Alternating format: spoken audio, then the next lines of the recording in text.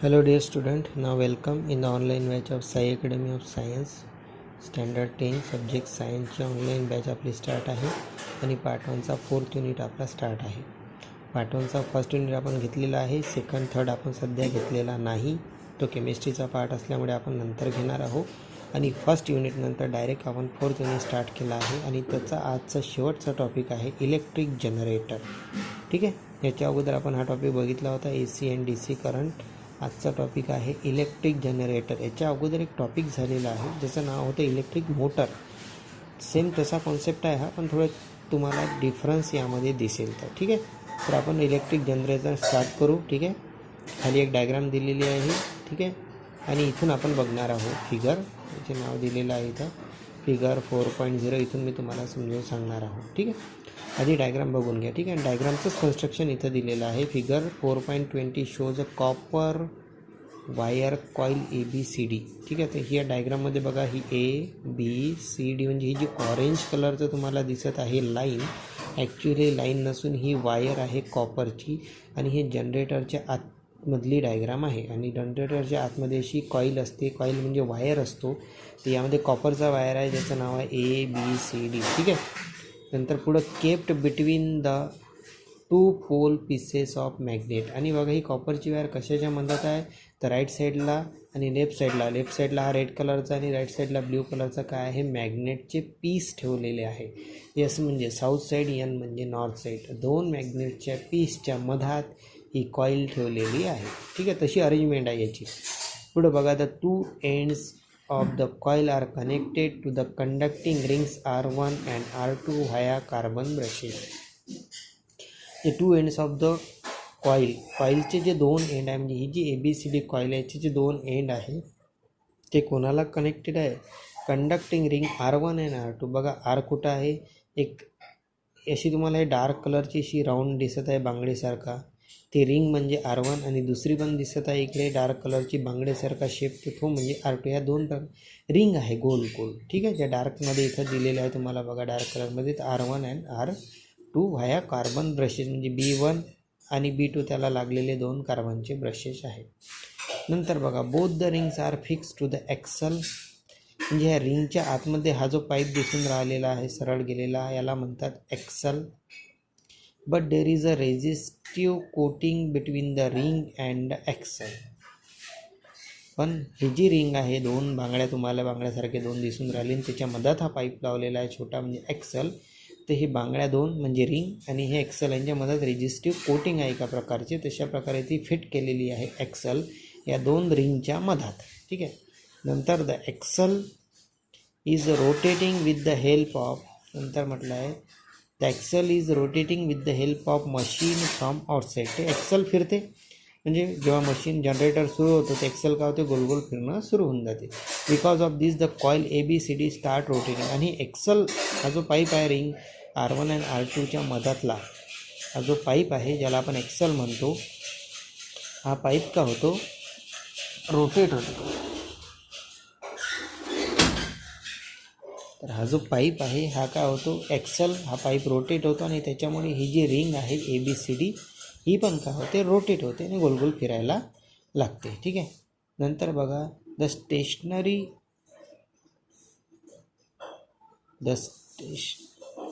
Stationery carbon brushes B1 and B2 are connected to a galvanometer.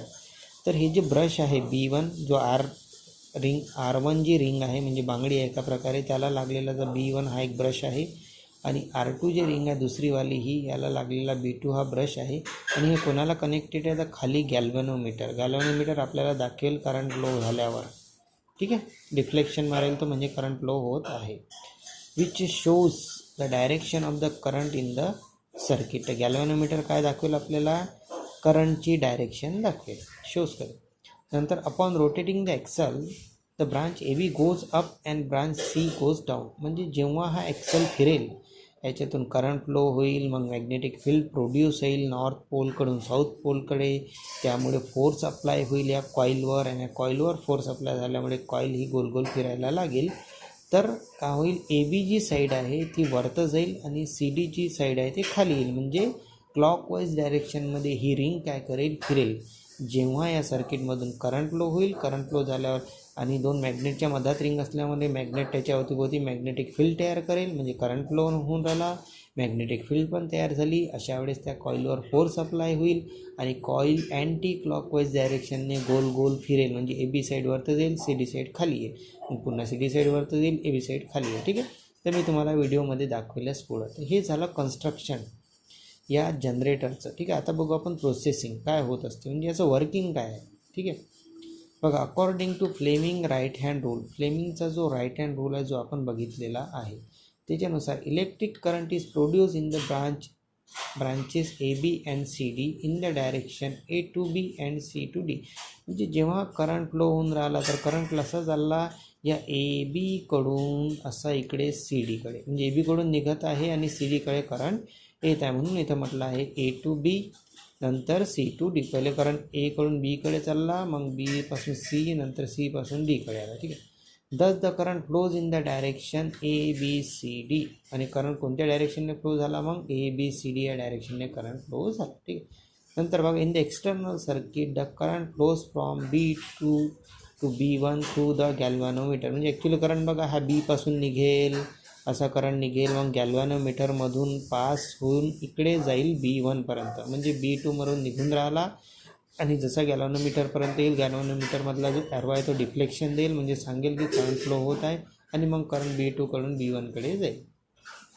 नंतर बघा, if instead of one loop coil or coil consisting of a several turn is use, म्हणजे गोल गोल फिरेल coil.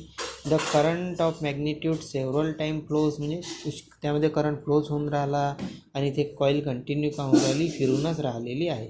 After half rotation, म्हणजे एक half rotation झाल्यानंतर काय होईल, the branch A B takes the place of the branch C D and the branch C D takes place the position of the branch A B. म्हणजे काय झालं, एक जेव्हा हाफ रोटेशन होऊन जाईल तर ए बी साईड वरतं गेली आणि सी डी साईड खाली आली, मग सी डी ए बीच्या ठिकाणी सी डी येऊन जाईल आणि सी डीच्या ठिकाणी ए बी साईड चालली जाईल. ठीक आहे, म्हणजे तेच त्यानं म्हटलेलं आहे, कारण की गोल गोल जर क्लॉकवाईज डायरेक्शनने रिंग फिरून राहिली तर ए बी साईड कधी वरती जाईल, सी डी साईड खाली येईल, मग कधी सी डी साईड वरती येईल, मग ए बी साईड खाली येईल, असं गोल गोल ती फिरेल. ठीक आहे, there for the induced current goes on D C B A, नंतर डी सी बी ए. आता करंट कसं आहे, ए बी सी डीकडून आहे, मग हाफ रोटेशन झाल्यावर सी डी साईड बी एकडे येऊन जाईल, बी ए साईड सी डीकडे चालली जाईल, मग असं करंट फ्लो होईल डी सी बी ए. ठीक आहे, हे तुम्ही इमॅजिन करू शकता, इझी आहे. But the branch B A is always in a contact with B1, पण बी एची जी साईड आहे नेहमी ती B1लाच अटॅच राहील. ठीक आहे, आणि डी सी जी आहे ती नेहमी कशाला अटॅच राहील, B2ला अटॅच राहील. Hence in the external circuit current flows from B2 to B1 that is opposite to the previous half rotation. ठीक आहे, म्हणजे अगोदर जे प्रिवियस हाफ रोटेशन झाला होता त्याला ते अपोज राहील. ठीक आहे, this repeats after every half rotation and alternate current is produce.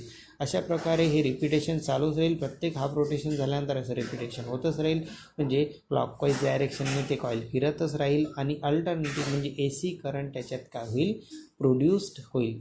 This is what is called an A C generator. म्हणून याला ए सी जनरेटर म्हणतात, म्हणजे अल्टरनेटिव्ह करंट जनरेटर म्हणतात. ठीक आहे, तर आतमधलं कन्स्ट्रक्शन आणि त्याची प्रोसेस तर खूप इझी होती, क्लॉकवाईज डायरेक्शनने फिरत आहे, कारण की तुम्हाला ऑलरेडी इलेक्ट्रिक मोटर कळलेली आहे, त्याच्यामुळे हे कळायला काही हार्ड जात नाही.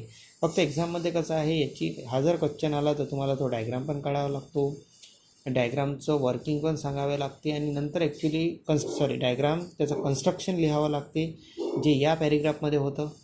ठीक आहे, कन्स्ट्रक्शन पूर्ण या पॅरेग्राफमध्ये दिलेलं आहे की डायग्राममध्ये काय काय आहे, कुठं आहे. ठीक आहे, आणि नंतर हा जो पॅरेग्राफ आहे यामध्ये दिलेला आहे त्याचं प्रिन्सिपल वर्किंग, म्हणजे ए सी जनरेटर काम कसा करतो ॲक्च्युली आतमध्ये, तर ते आपण बघितलं. वायरमधून करंट फ्लो होते आणि कॉईल क्लॉकवाईज डायरेक्शनने फिरते, प्रत्येक हाफ रोटेशनला त्याची साईड चेंज होते, आणि अशा प्रकारे अल्टरनेटिव्ह करंट का होतो, फ्लो होतो. ठीक आहे, तर फारसं काही कठीण नाही आहे. आता मी तुम्हाला व्हिडिओ थ्रू दाखवतो कसं आहे. ठीक आहे, तुम्हाला दिसून राहिलेलं आहे या व्हिडिओमध्ये. बघा, मधातली ही कॉईल आहे, हा मॅग्नेट आहे ब्ल्यू आणि रेड कलरचा, आणि हा आहे गॅल्व्हॅनोमीटर लावलेला. ठीक आहे, तर कशा प्रकारे ते रोटेट करते ते आपण बघू, कशा प्रकारे A B C D side का होते. बघा, अशा प्रकारे रोटेशन होईल जेव्हा करंट त्याच्यातून फ्लो झाला, आणि हा गॅल्व्हॅनोमीटर बघा डिफ्लेक्शन मारत आहे. ठीक आहे, तर आपण आता थोडं पुढं जाऊ आणि बघू. बघा, आता क्लोज बघा तुम्ही, हा आर्मेचर आहे, त्याला आपण कॉपरचं कॉईल म्हटलेलं आहे, A B C D side तुम्हाला दाखवलेले आहे. ठीक आहे, त्याला आर्मेचरसुद्धा म्हणतात किंवा त्याला कॉपरचं कॉईलसुद्धा म्हणू शकता तुम्ही. ठीक आहे. हा शिफ्ट आहे. कधी कधी बघा तुम्ही हाताने फिरवला जातो. ठीक आहे. हाताने फिरवतात ना पुष्कळ लोक जनरेटर, तर तो आहे तो स्टँड, ज्याला ग्रीप ज्याला पकडून हाताने फिरवल्या जाते. तर बघा ए बी साईड कधी ए बी कडे सी डी येत आहे, सी डीकडे ए बी सी, म्हणजे साईड बघा कशा शिफ्ट होत आहे. ठीक आहे. हा आहे शिफ्टिंग रिंग्स. ठीक आहे. हे जे रिंग होते आपले R1 आणि R2, इथं नाव S1 आणि S2 आहे, पण हे 2 रिंग आहे आणि याच्या मधात जो होतो तो असतो एक्सल. ठीक आहे. ब्रशेस बघा, ब्रशेस पण इथं दिसून राहिले, B1 आणि B2 ब्रश इथं आहे. ठीक आहे. आणि हा आहे गॅल्व्हॅनोमीटर, जो आपल्याला डिफ्लेक्शन देईल किंवा डायरेक्शन देईल आपल्याला. ठीक आहे. अशा प्रकारे आता वर्किंग कसं आहे याचं हे बघू आपण. बघा कॉईल कशी क्लॉकवाईज डायरेक्शनने फिरत आहे. कधी ए बीच्या साईडला सी डी येऊन राहिलं, कधी सी डीच्या साईडनं ए बी होऊन राहिलं. ठीक आहे. कधी ए बी वरतं जाते तर कधी सी डी साईड वरतं जाते. आणि गॅल्व्हॅनोमीटर आपल्याला डिफ्लेक्शन देऊन राहिला की करंट प्रोड्यूस होऊन राहिला, त्यामध्ये करंट फ्लो होऊन राहिला आहे वायरमध्ये. ठीक आहे. बघा कशा रे, हे क्लॉकवाईज डायरेक्शननं फिरत आहे. ठीक आहे. आणि गॅल्व्हॅनोमीटर तुम्हाला डायरेक्शन दाखवून राहिलेला आहे. ठीक आहे. एवढं इझी कन्स्ट्रक्शन असते, इझी प्रोसेसिंग असते आतमध्ये, फक्त ते आपल्याला माहीत नाही किंवा असं ॲनिमेटेड व्हिडिओ बघितल्याशिवाय आपल्याला ते लक्षात येत नाही. बघा ए बी साईड वरतं आहे आणि सी डी साईड कुठं आहे, खाली आहे. ठीक आहे. म्हणजे साईड कसं शिफ्ट होतात हेच सांगायचं आहे मला. ए बी वरतं गेला, आता बघा ए बीच्या ठिकाणी सी डी आला आणि सी डीच्या ठिकाणी ए बी गेला, म्हणजे साईड रोटेट झाली. आणि असंही होतच राहील, जसं जसं हा कॉईल काय राहील फिरत राहील क्लॉकवाईज डायरेक्शननं पुन्हा राहील.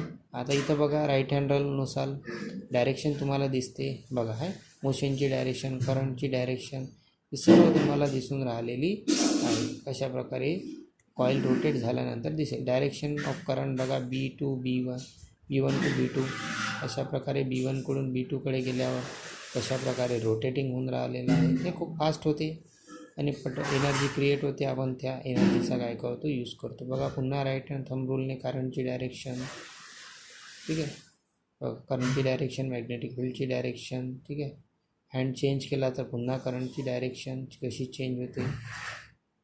ठीक आहे. तर अशा प्रकारे हा इझी कॉन्सेप्ट आहे.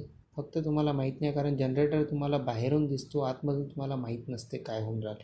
पण आता तुम्हाला कळलेलं असेल, इझी आहे. ठीक आहे. याच्यानंतर आपण एक्झरसाईज बघू याची. ठीक आहे. नोट्स देईल मी तुम्हाला लवकरच. न्यूमरिक्स पण आहे, ते पण प्रयत्न करतो मी तुम्हाला ऑनलाईनमध्ये कसं सांगता येईल. ठीक आहे. किंवा जेव्हा क्लासेसवर बॅच सुरू होईल तेव्हा न्यूमरिक्स तर आपण भरपूर घेणार आहोत, याची तुम्ही काळजीच करू नका. तुमची न्यूमरिक पण मी पक्के करून देईल. ठीक आहे. तर पुढचा पार्ट पुढच्या व्हिडिओ लेक्चरमध्ये बघू. थँक्यू.